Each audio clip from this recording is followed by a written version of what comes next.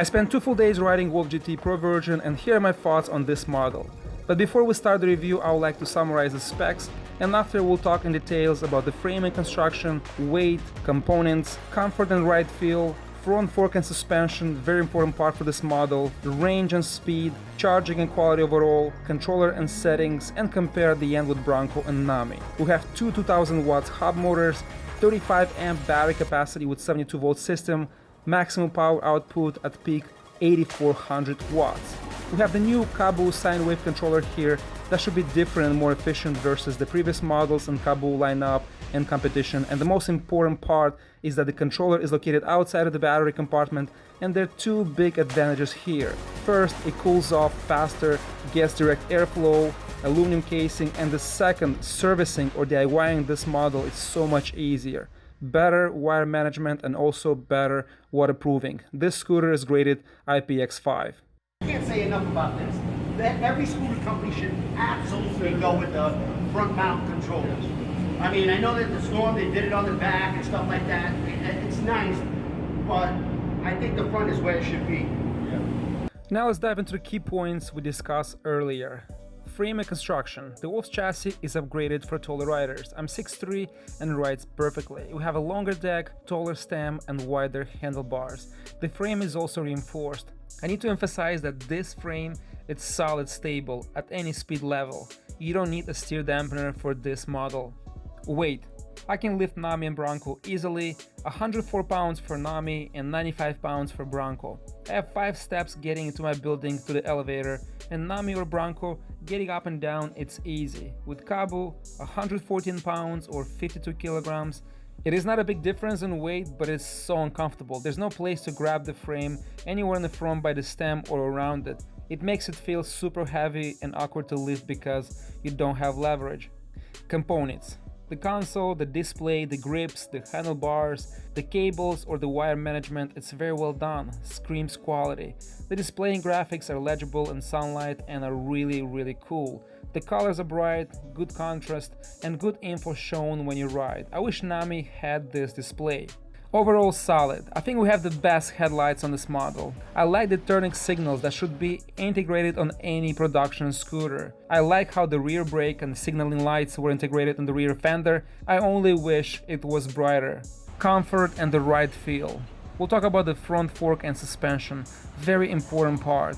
It is really good and Wolf can handle any road in the city and can be a beast off-road, but it does not have the adjustability like Nami does. It will handle anything you throw at Wolf GT Pro, but it will be rough for riders over 175 pounds if you go extreme. Some riders like that, and that's the main selling point for this model, but for me personally, after riding Nami for over 2 months, I'll say this. I can adjust the level and distance of travel, speed of the rebound, and make entire frame front and back softer or stiffer depending on where I want to ride and how fast I would like to go. I will show you here in this clip accelerating from 25 to 45 miles an hour, and this is how it sounds and feels like. With Nami, I'll go over and barely have any energy pushing back into the stem and handlebars, and also no noise. Range. I cover 45.5 miles in level 5, dual mode, and I weigh 212 pounds, plus the backpack another about 15 pounds. Riding aggressively between 25 to 50 miles an hour almost constantly. The scooter stopped working at 47 mile mark. From 45 to 47 miles the speed dropped to 25 miles an hour and lower after to 10 and lower, shutting down. The charging port, it's right here. Oh, it's all on Wolf though. And I like that.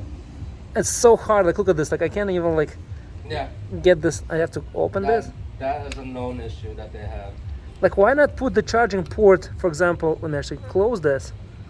Why not put it like somewhere here or somewhere maybe here in the back or somehow that it's not, or under maybe, under this bar. That's what it is. So you don't, you know, that's the one thing. And the second thing is the kickstand, like you really can chop your leg here when you take off or something if you're not careful. That's the second thing that really needs to be like polished. Besides that, it's an amazing machine. Speed. I tested in the same location where I tested previously Nami and Bronco. I reached maximum top speed of 56 miles an hour. Another rider tested a scooter and reached 57 miles an hour. If you look at the Kaabo YouTube page, you'll see there a lighter rider reaching over 60 miles an hour with this model. Damper for this? Get the fuck out of here. You don't need it, bro. You don't need it at all. You have that lean forward, putting your weight up against the actual handlebar a little bit. That's it. How much speed did you hit? 57! Holy! You got 57. Yeah, 57.7. I got 56. That's And I could have kept going, bro. Let me tell you something. This thing would have hit like 62 with my. So you think if you have more room, you can get more speed? I think so. You think so? I think with more room, you definitely get it. I will say the one thing that brings concern to me is the brakes. The brakes, yeah. I think that a brake upgrade would be absolutely. That's cool, right? Yeah, it's cool. They're not people we need it. Oh, it's cool. Nothing, man.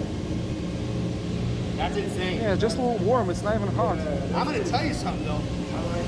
I'm gonna tell you something. I think I might be fucking buying a fucking. Yeah, I'll upgrade the brakes. That's the only thing I would do is upgrade the brakes. I'll definitely do Maduras on it. It's very stable. I like it. Very, very stable. This thing is an animal, bro. Like I said, I could have kept going, bro, and guaranteed I would have hit. You didn't have a jacket. I'm looking like you just like. You know what? That's irresponsible of me, but I didn't even prepare. I came in the chopper not realizing that I was going to have the opportunity to actually test this. Only two upgrades that I would consider here. I would consider the brake and possibly some PMT tires. PMT tires, maybe okay. going 110 instead of the 90s on here. Yep. And I would like to know if it could fit a 130 PMT on the back. Yeah. And keep 110 in the front. Because I like that more rounded run. But everything else is very stable. No neck play. The motors are cool. The controller's cool. And it's really strong and fast pickup on this thing. Very stable on the high speed. So far, out of the box scooter. No, it is extremely impressive. Yeah. Stop.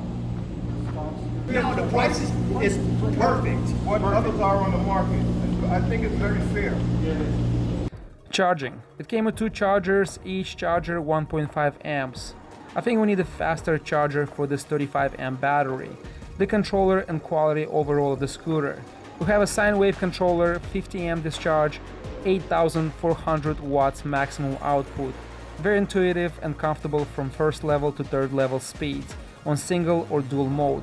Once you go to the fourth and fifth speed, it will turn to a monster. The throttle, we have that half of the inch safety gap, the same as Nami. The acceleration, it's very similar to Nami. I could say almost the same. It spins the tires from the start, outputs insane amount of power.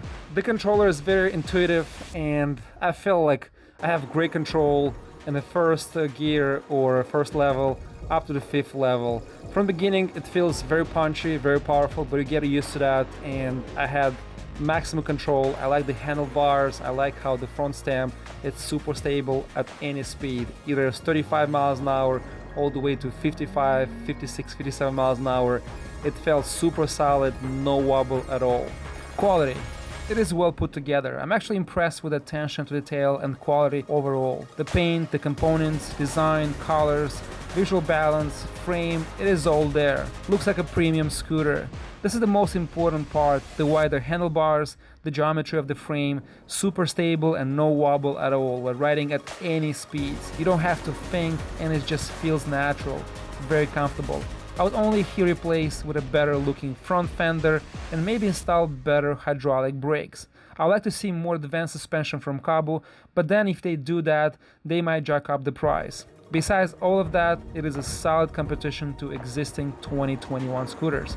I only see here Nami being superior in suspension, frame design, settings and how you can adjust it for different riding styles.